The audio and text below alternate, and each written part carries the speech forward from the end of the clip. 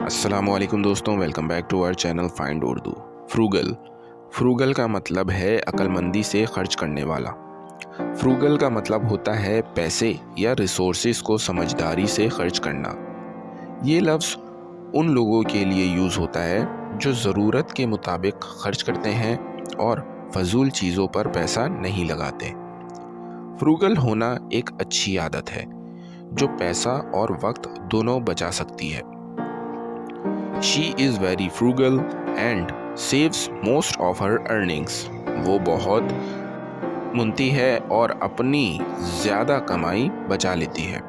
تو دوستو، فروگل کا مطلب ہے عقل مندی سے خرچ کرنا اور فضول خرچی سے بچنا۔ امید ہے اب آپ کو فروگل کا مطلب سمجھ میں آ گیا ہوگا۔ ملتے ہیں نیکسٹ ویڈیو میں۔ شکریہ۔